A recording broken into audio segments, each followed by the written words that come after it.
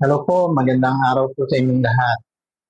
Hello din po sa aking pamilya, mga kaibigan, mga kamag-anak, at gayon din sa aking mga Facebook friends.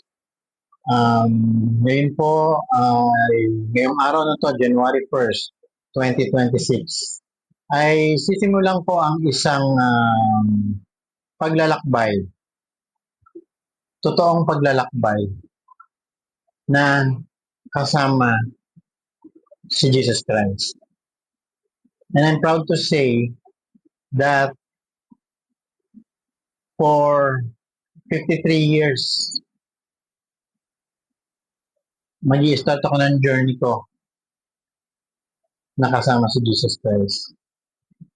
Yung totoong relasyon, totoong pagmamahal, at totoong pagsusuko ng buhay para sa iisang Diyos, iisang taong nagbigay sa akin ng karapatan upang maging anak ng Diyos.